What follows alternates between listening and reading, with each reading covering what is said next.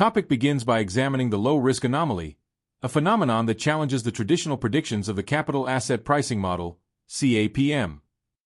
According to CAPM, higher risk assets should generate higher expected returns because investors require compensation for bearing additional systematic risk. However, empirical evidence shows that low volatility and low beta stocks often outperform high-risk stocks on a risk-adjusted basis over long investment horizons. This contradiction is known as the low-risk anomaly. The anomaly suggests that investors may systematically overpay for high-beta securities in pursuit of higher returns while undervaluing stable, lower-risk assets.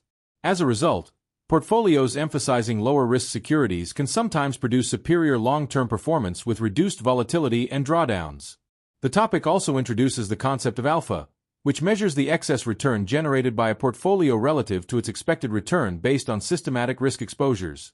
Alpha represents the value added by active management after adjusting for market and factor risks. Positive alpha indicates superior manager skill or successful exploitation of market inefficiencies, whereas negative alpha implies underperformance relative to the benchmark. The topic emphasizes that alpha measurement depends heavily on selecting an appropriate benchmark because inaccurate benchmarks may falsely attribute returns to manager skill.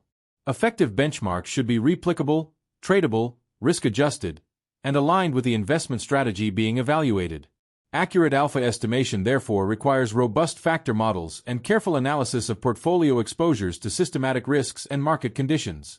Another major concept is Grinold's fundamental law of active management, which establishes the relationship between forecasting skill and the number of independent investment decisions, or breadth.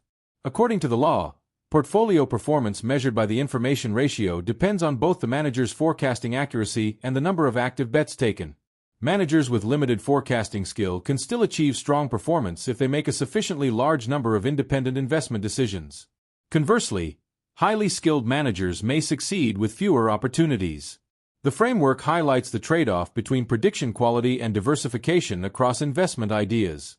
It also reinforces the importance of disciplined research, portfolio construction, and risk management in generating sustainable active returns.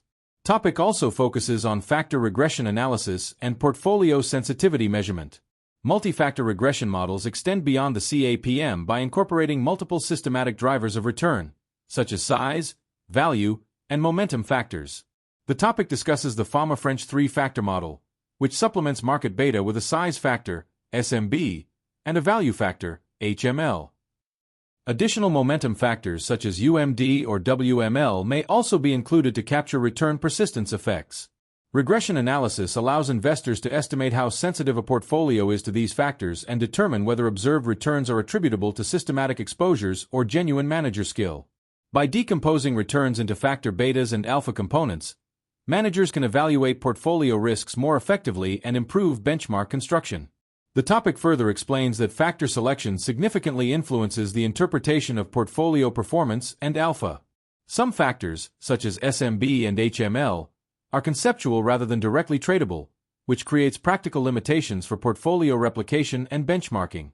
Investors must therefore exercise caution when selecting explanatory variables because inappropriate factors may distort alpha estimates and lead to incorrect conclusions regarding manager performance. Multi-factor regression models nevertheless provide valuable insights into the systematic sources of portfolio returns and risk exposures. They also improve explanatory power relative to single-factor models by capturing a broader range of economic and behavioral influences affecting financial markets and investment strategies. Topic also introduces time-varying factor exposures and style analysis, which recognize that portfolio sensitivities evolve over time as managers adjust investment strategies or market conditions change. Traditional regression models often assume stable factor betas, but real-world portfolios exhibit dynamic exposures due to economic cycles, sector rotations, and tactical asset allocation decisions.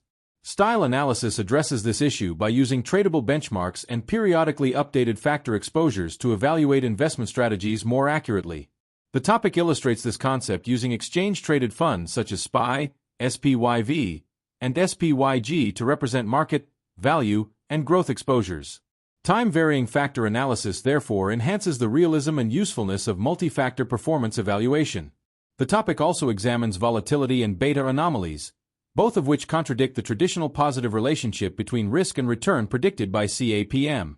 Empirical evidence suggests that high volatility and high beta stocks often produce lower risk-adjusted returns than their lower-risk counterparts.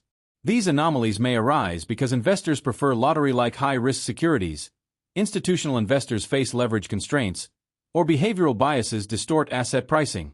As a result, low-risk investment strategies can outperform despite appearing less attractive under conventional financial theory. The existence of these anomalies has significantly influenced modern factor investing, encouraging portfolio managers to incorporate low volatility and defensive equity strategies into institutional investment processes and risk management frameworks. The topic concludes by discussing possible explanations for persistent market anomalies and deviations from traditional asset pricing theory. No single explanation fully accounts for the low-risk anomaly or other return irregularities. Researchers have proposed several contributing factors, including behavioral biases, leverage constraints, institutional restrictions, data mining, and market frictions. Behavioral finance argues that investors systematically overreact or underreact to information, creating mispricing opportunities. Institutional constraints may prevent arbitrageurs from correcting these inefficiencies quickly. Additionally, nonlinear payoff structures associated with hedge fund strategies and derivatives can distort alpha measurement and factor sensitivities. Together, these concepts demonstrate that real-world financial markets are more complex than traditional equilibrium models suggest, requiring multi-factor analysis and behavioral insights for effective portfolio management.